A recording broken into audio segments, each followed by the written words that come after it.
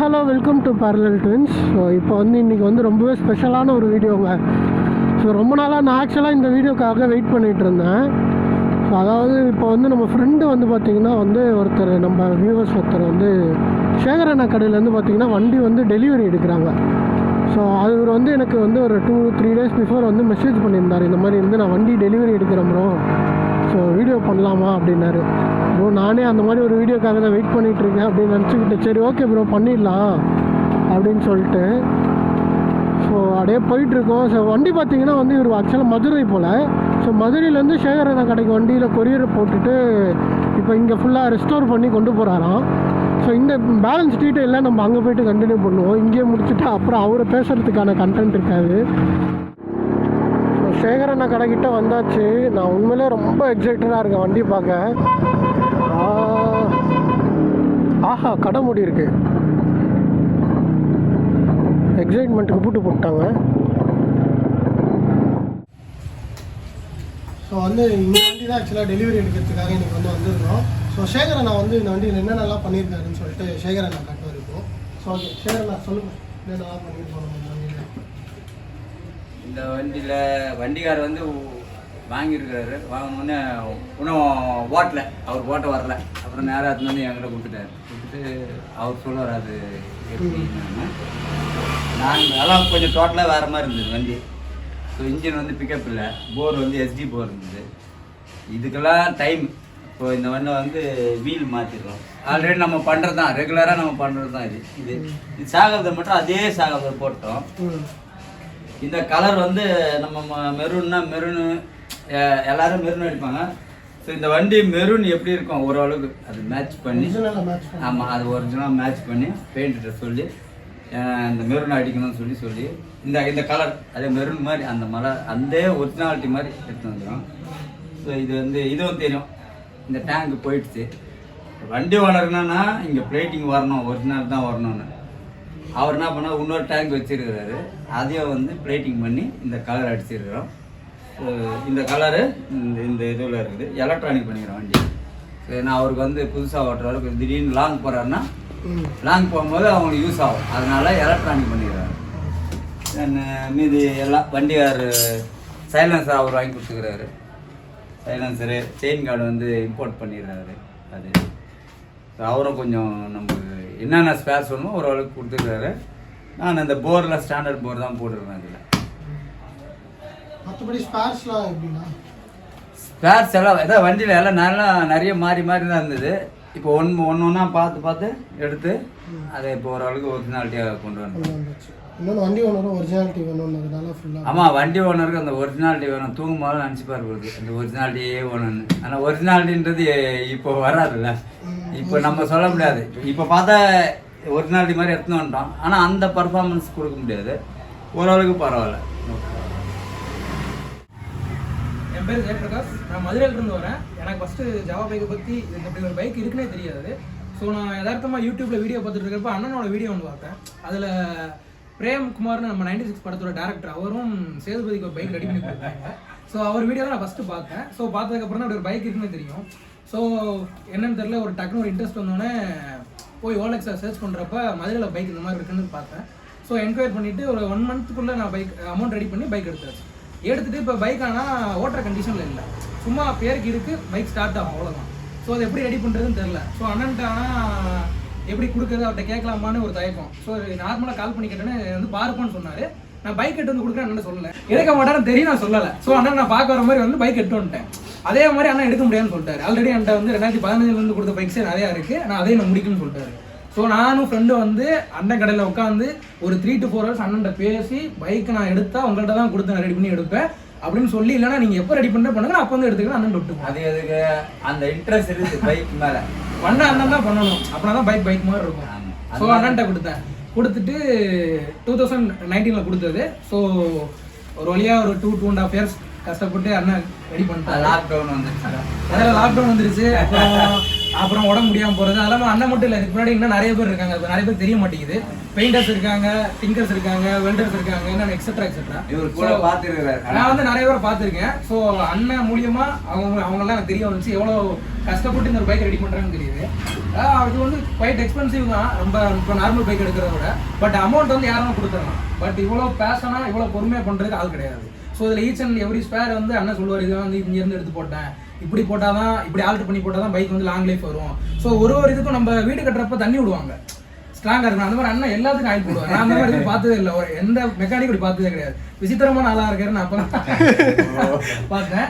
So அண்ணன் எல்லா இதுக்குமே பிளேட்டிங் வர எல்லா ஐட்டத்துக்குமே அண்ணன் வந்து ஆயில் போட்டு தான் வச்சிருப்பாரு. தொட்டு பார்த்தோன்னா ஆயிலாக தான் இருக்கும். எதுக்கு இதுக்கெல்லாம் போடுறாரு, என்ன வித்தியாசமாக பண்ணுறாரு அப்படின்னு தோணும். அப்புறம் தான் அது ரீசன் சொன்னார். ஸோ அப்புறம் நிறைய பார்ட்ஸ் கிடைக்கல. ஸோ நான் அண்ணன்ட்ட வந்து ஒரிஜினாலிட்டியாக தான் எனக்கு வேணும்னு கேட்டேன். அவர் ஒரிஜினாலிட்டியாக பண்ணோன்னா சான்ஸே இல்லை, ஸ்பேர் எங்கேயுமே கிடைக்காதுன்னாரு. ஸோ நான் நிறையா தமிழ்நாடு இல்லை, ஆல் ஓவர் இந்தியா ஃபுல்லாக சர்ச் பண்ணி நிறைய ஸ்பேர் கேட்டிருக்கேன். ஸோ நான் நிறையா ஏமாந்துருக்கேன். ஒரே ஸ்பேரை 4 பேர்கிட்ட வாங்கியிருக்கேன், 4மே வெஸ்ட். கடைசி அண்ணன்ட்ட வந்து கொடுத்தோன்னே எல்லாமே கண்டன்றுவார். ஸோ வேறு வழி இல்லாமல் திருப்பி வெயிட் பண்ணி நமக்கும் ஒரு டைம் கிடைக்கும், நமக்குன்னு அந்த ஸ்பேர் வரணும்னா தான் வரும் போல். ஸோ அப்படின்னு ஒரு 2 ஸ்பேர் வந்துச்சு. ஸோ அப்படி எடுத்து தான் கடைசியாக ஒரு 70-80% அண்ணன் முடிஞ்ச அளவுக்கு மேக்ஸிமம் எவ்வளோ பண்ணணுமோ பண்ணி கொடுத்துருக்காரு. ஸோ இதில் ரொம்ப ஸ்பெசிஃபை பண்ணி மென்ஷனாக சொல்லணும்னா நம்ம சைலன்சரும் செயின் கார்டு இது 2 மட்டும் நான் வந்து அண்ணன்ட்ட எனக்கு ஒரிஜினாலிட்டியாக வேணும்னா அப்படின்னா அவர் வந்து பிளாக் அடிச்சு கொடுத்துருந்தாரு. ஸோ பைக்கோட கடைசியாக வந்து பார்த்தீங்கன்னா அந்த குரோமோட தான் வரும். ஸோ நான் என்ன பண்ணேன்னா அண்ணன் இல்லைன்னா நீ இம்போர்ட் பண்ணிடுவாரு. ஸோ அவர் சொன்னபடி நான் கடைசியாக செக்கில் இருந்து இம்போர்ட் பண்ணோம். அதுவும் செயின் கார்டும் இம்போர்ட் பண்ணோம். ஆனால் செயின் கார்டு வந்து ஜாவாக்கு இப்போ எங்கேயுமே கிடைக்காது, ஆல் ஓவர் இந்தியா. எஸ்டி தான் போடுறாங்க. அது வந்து ஸ்கொயர் டைப்பில் வரும், இது வந்து ரவுண்ட் டைப்பில் வரும். ஸோ அதுவும் அந்த சைலன்சர் மட்டும் 2 மட்டும் நான் வந்து செக்கில் இருந்து இம்போர்ட் பண்ணியிருக்கேன். மற்றபடி அண்ணன் முடிஞ்ச அளவுக்கு இங்கே வேறு என்ன ஸ்பேர்லாம் அவைலபிலிட்டி இருக்கோ அதெல்லாம் நான் கண்டி பார்த்து கடைசி வரலையும் நேற்று வரலையும் பார்த்து அண்ணன் பண்ணி கொடுத்தாரு. எக்ஸாம் இது சொன்னோன்னா இந்த கீ வந்து எனக்கு இந்த கீயோட இதுதான் வேணும், இக்னிஷன் செட் வேணும்னு. அண்ணன் இந்த கீ வந்து ஒரிஜினல் இல்லை, டூப்ளிகேட் தான் இருக்குது. அதை வந்து வாங்கி போட்டால் ஒரு 10 days இல்லை 1 month இல்லை மழை வந்துச்சுன்னா போயிடும், அவ்வளோதான், ஸ்டார்ட் ஆகாது. நான் மதுரை. ஸோ அடிக்கடி வந்து அண்ணன் வந்து 1 week ஒன்ஸ் இல்லை மந்த்லி டக்குன்னு பார்க்க முடியாது. அப்புறம் பார்த்தீங்கன்னா கடைசியாக என்ன டைமோன்னு தெரியல, வெக்கான்னு தெரியல, அதில் வந்து அவைலபிள் இருந்துச்சு. ஸோ அவங்க கொடுத்துட்டாங்க. ஸோ நேற்று இன்னைக்கு நைட்டு இந்த வீடியோ எடுக்கிறதுக்கு முன்னாடி வரலைக்கும் ஸ்பேர் ஒன்றுனா வாங்கி நாங்கள் போட்டிருக்கோம். அவ்வளோதான். இப்படி தான் இந்த பைக் கடைசியாக இந்த கண்டிஷனில் இருக்குது. இதுக்கு முன்னாடி ஒரு 2.5 years கஷ்டம் இருக்குது, உழைப்பு அண்ணனோட உழைப்பு இருக்குது. அண்ணனால தான் இந்த பைக் இப்படி நிற்கிது. இதுக்கு முழுக்க காரணம் அண்ணனோட டீம். அண்ணன் டீமுக்கு வந்து டீமில் ஒரு 10 பேர் இருப்பாங்க. அண்ணனோட ஏஜ் அண்ணனோட ஒரு 20 பேர் சீனியர்ஸ்லாம் இருக்காங்க. ஸோ அவங்கள பற்றி நிறைய எக்ஸ்போஸ் யாரும் தெரியல. அவங்க வந்து எல்லாருமே 70 வயசுனால அவ்வளோ டெக்னிக்கல் எதுவும் தெரியாது. ஸோ அவங்க ஒர்க்கை மட்டும் பார்த்துட்டு ஏர்ன் பண்ணிட்டு ஏதோ லைஃப்பை ஓடிட்டு இருக்காங்க. இதில் நிறையா இது வந்து அவங்களோட ஒர்க்கு சேர்ந்து தான் இருக்குது. அண்ணனோட சேர்ந்து அவங்க டீமுக்கு வந்து ரொம்ப நன்றி தெரிவிச்சுக்கிறேன். ஆனால் அந்த பைக்கு கஷ்டப்பட்டு அப்படியே ரெடி பண்ணி கொடுத்துட்டாரு. அவ்வளோதான். அந்த டேங்க்கு அதை சொல்லுவோம் ப்ரோ. டேங்க் மட்டும் நான் வந்து இந்த பைக் கண்டி 5 டேங்க் வாங்கியிருக்கேன். ஸோ இது என்னோட பைக்கோட டேங்க்கு. ஃபர்ஸ்ட் எடுக்கிறப்ப அமச்சூரா என்ன நினைச்சேன்னா குரோம் போட்டிருக்கு, ஜாவான் ஏதோ ஜே மட்டும் தெரியுது, அவ்வளோ திருப்பி ஜாவான் கொண்டு வந்துருவான்னு நினைச்சேன். ஆனால் கடைசி வந்த அப்புறம் தெரியும் அப்படி கொண்டே வர முடியாது, அது பாசிபிலிட்டி இல்லைன்ட்டாரு. எனக்கு அந்த குரோம் டேங்க் பார்த்தது வந்து நம்ம இமேஜஸ் பார்க்குறப்ப குரோம் டேங்கோட இந்த எக்ஸாம்பிள் இந்த சைலன்சர் தான், இந்த குரோம் போட்டிங்கனாவே தனியாக தெரியும் லுக்கே. ஸோ எனக்கு குரோம் டேங்க்லாம் வேணும்னே. அப்புறம் இல்லை நீங்கள் வேணால் வெளியில் கேட்டு பாரு, நான் கேட்டு பார்க்குறேன்னு நான் சொன்னார். எனக்கு கடைசியில் கிடைக்கல. ஸோ நான் டேங்க் வெளியிலேருந்து இன்னொரு டேங்க் சென்னையில் எங்கள் கிடச்சி பக்கத்தில், அங்கே வந்து ஒரு டேங்க் வாங்கினோம். ஸோ அது நான் நினச்ச அளவுக்கு இல்லை, அவுட்லுக் நல்லா இருக்குது. உள்ளே பார்த்தீங்கன்னா கொஞ்சம் எக்ஸ்பெக்ட் அளவுக்கு குவாலிட்டி இல்லை, எக்ஸ்பெக்ட் பண்ண அளவுக்கு. ஸோ அதுவும் போச்சு.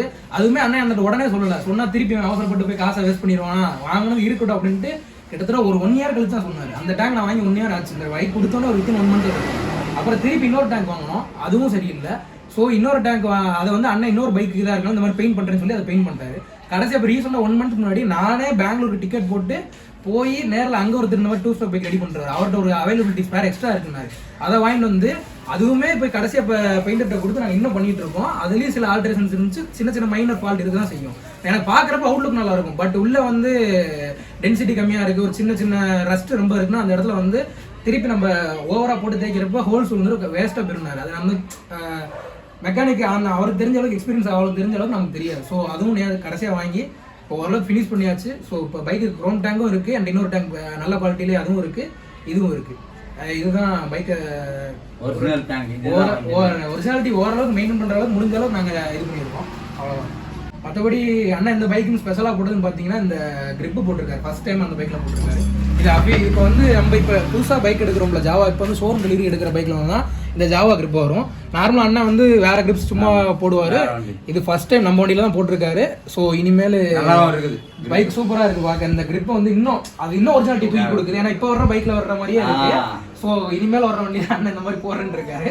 ஸோ நம்ம பைக் தான் அது ஃபர்ஸ்ட். அது ஒரு கிடைச்ச ஒரு லக்கு அதிர்ஷ்டம் அப்படின்னு சொல்லலாம். எனக்கு உங்களுக்குலாம் இனிமேல் தான் வரும். ஃபர்ஸ்ட் வேலை இந்த பைக் தான் போட்டேன். அந்த மாதிரி இந்த பைக் தான் ஃபர்ஸ்ட். ஸோ இனிமேல் வர்ற பைக்கில் வந்து அண்ணன் இந்த பேட்டர்னை ஃபாலோ பண்ணுவார். அவ்வளோதான். மற்றபடி அவ்வளோதான். மற்றபடி எல்லா பைக்கில் இருக்கிற மாதிரி முடிஞ்ச அளவுக்கு எதெல்லாம் முடியுமோ அதெல்லாம் பண்ணியிருக்கோம். ஸ்பேர்ஸ் விலை அதிகமாக இருக்குது. ஸ்பேர்ஸ் விலையோட குவாலிட்டி இல்லை. நம்ம அமௌண்ட் அவங்க 10,000 இப்போ எக்ஸ்பெக்ட் பண்ணுறாங்க, 20,000 எக்ஸ்பெக்ட் பண்ணுறாங்க. கொடுக்குறேன்னு சொன்னாலும் ஆனால் அதை நம்ம எக்ஸ்பெக்ட் பண்ணுற அளவுக்கு குவாலிட்டி இல்லை. அந்த குவாலிட்டி வந்து அவங்க என்ன சொல்லிடுறாங்கன்னா, இது வந்து 50 years ஓல்டு பைக்கு, நீங்கள் 20, 30 கொடுத்தாலும் இல்லை 50 கொடுத்தாலும் நீங்கள் எவ்வளோ அமௌண்ட் கொடுத்தாலும் குவாலிட்டிலாம் எக்ஸ்ட்ராலாம் இம்ப்ரூவ் பண்ண முடியாது. இருக்கிறத எடுத்துகிட்டு போய் ஆல்டர் பண்ணி போடுங்கப்பான்னு அவங்களும் சொல்கிறாங்க. அவங்களும் தப்பு சொல்ல முடியாது. ஏன்னா 50 வருஷத்துக்கு முன்னாடி வந்த வண்டி வந்து எனக்கு இன்றைக்கும் அதே மாதிரி வேணும்னா கண்டிப்பாக கிடைக்க வாய்ப்பு இல்லை. அதனால தேடுறோம், இருக்கிறதுல எது பெஸ்ட்டாக கிடைக்குமோ கடைசி வரலையும் தேடணும். நம்ம நேரத்துக்கு எது கிடைக்குதோ அதை வாங்கி போட்டு ஓட்ட வேண்டியது அவ்வளோதான். ஸ்பேர்ஸ் வந்து இப்போ நார்மலாக ஒரு பிஸ்டன் விலை வந்து 1000 ரூபாய்னா 3000 ரூபாய்க்குலாம் பிஸ்டன் விற்கிறாங்க. ஸோ அது 1000 ரூபாய்க்கு இருக்கிற பிஸ்டனு ஒரிஜினல் 3000 ரூபாய் விற்கிறாங்க. அது லோக்கலில் 700 ரூபாய் 800 ரூபாய் விற்கிறாங்க. அதே இன்னொரு வண்டி 700 ரூபாய்க்கு தான் விற்கிறாங்க. ஸோ ஓரளவுக்கு நல்ல குவாலிட்டியாக கொடுக்கணும். இல்லைன்னா ஒரு வண்டி ஓட்டினா அதுக்கு தனியாக வீடியோ எடுக்கலாம். ஏன்னா அந்த குவாலிட்டியை பற்றி பேசணும். குவாலிட்டி தேவை. இன்னைக்கு வந்து நம்ம ஊரில் நம்ம கண்ட்ரியில் செய்கிறாங்கன்னா அது குவாலிட்டி நல்லா இருக்கணும். ஓரளவுக்கு குவாலிட்டியாக இருக்கணும். ஃபிட்டே ஆகாது. ஃபிட்டே ஆகலைன்னா அப்புறம் என்னத்துக்கு அதை செய்கிறான். அது மாதிரி அண்ணா சொன்ன மாதிரி அவுட்லுக் மட்டும் இந்த மாதிரி ரெடி பண்ணால் மட்டும் பத்தாது. பைக்கோட ஹார்ட்டு மெயின் பார்ட்டே வந்து போரு பிஸ்டம் தான். ஸோ இது வந்து அண்ணன் முதல்ல எனக்கு SD தான் போடுறேன். இதுவும் கிடைக்க வாய்ப்பே இல்லைன்னாரு.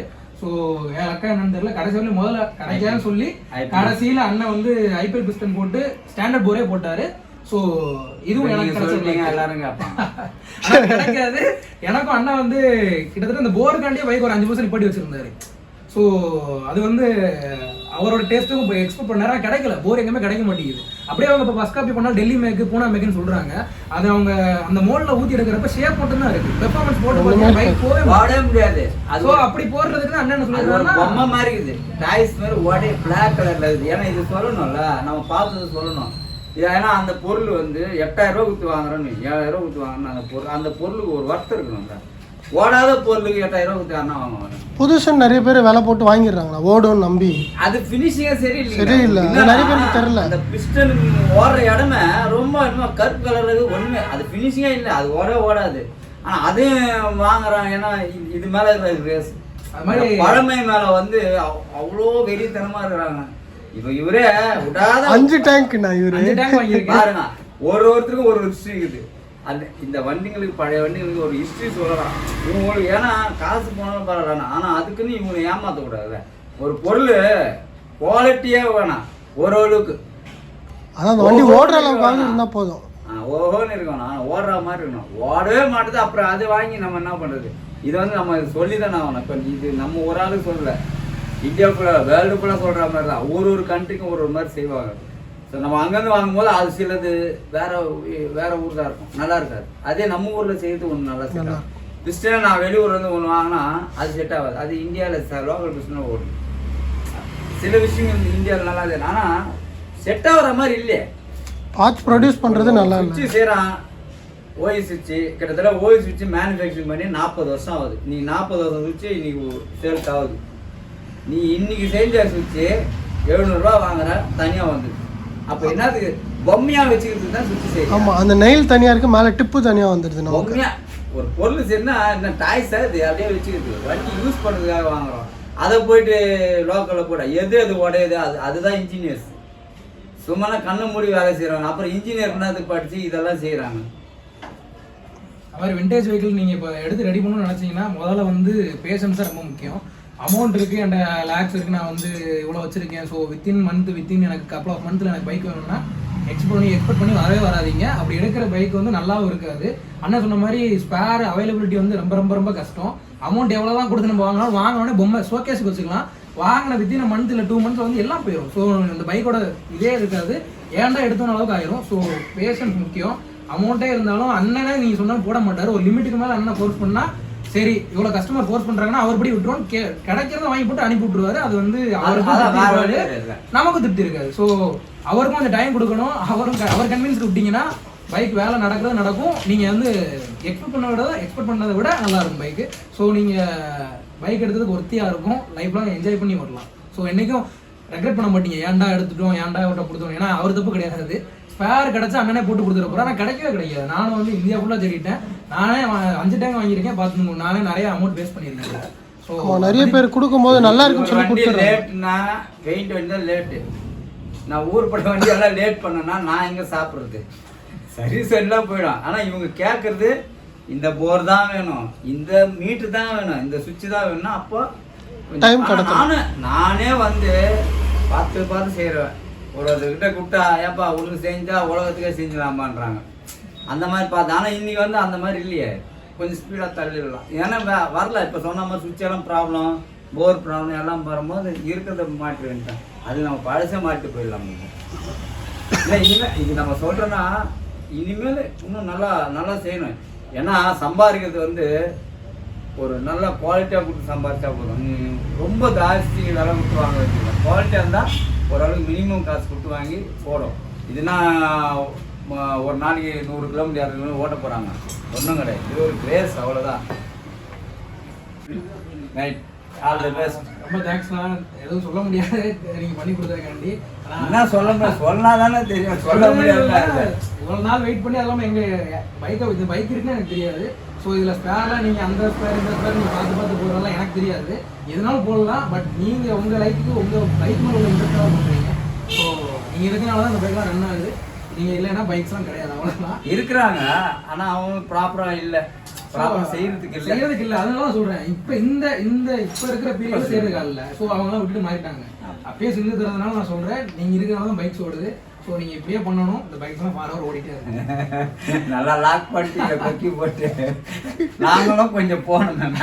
மிதக்கணும். நீங்கள் சைடில் நீங்கள் இப்போ புது வண்டி வரதையும் பண்ணணும். சைடில் இது பழத்தை இது இருந்தால் வந்ததுனால பண்ணணும், எல்லாமே பண்ணணும். ஏன்னா நம்ம வந்து சைமன் டென்னிஸாக பண்ணி போகிறது. எப்போவுமே நான் சைமன் டென்னிஸாக தான் போகிறேன். அது நான் ஏற்கனவே வீடியோவில் சொல்லிக்கிறேன். அந்த வண்டியை சப்போர்ட் பண்ணிட்டு இந்த வண்டியை செய்கிறேன். ஏன்னா இந்த வண்டி விடக்கூடாது. இந்த வண்டி இல்லை, நான் பட்டா செய்கிறேன், வெல்டி செய்கிறேன். என் வண்டி இன்னும் எடுக்கவே இல்லை.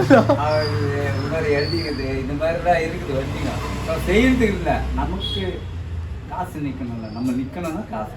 ஸோ அதுக்கு எனக்கு இது திருப்தி. பார்த்தா நான் அந்த ஒரிஜினல் ஒரு ஆளுக்கு எடுத்துன்னு வரேன். எவ்வளோ முடியுமோ அவ்வளோ ஒரிஜினாலிட்டி எடுத்துன்னு வரேன். ரொம்ப thanks. Super, all the best. ஒரு வழியா ஆமாம், நன்றி. ஊருக்கு போயிட்டு சொல்லுங்க. ஓகே, சந்தோஷம் இருக்குது கண்ணில்.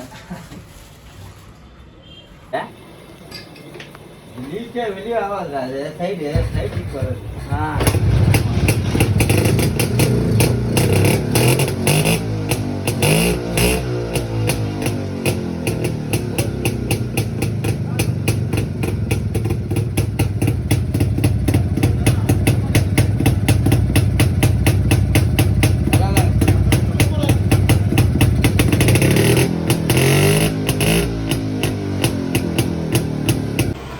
வீடியோ வந்து பார்த்து வந்துருப்பீங்க, கண்டிப்பாக பிடிச்சிருக்கோன்னு நம்புகிறேன். ஸோ நம்ம வீடியோ பிடிச்சிருந்துச்சுன்னா மறக்காமல் லைக் பண்ணி ஷேர் பண்ணி சப்ஸ்கிரைப் பண்ணுங்கள்.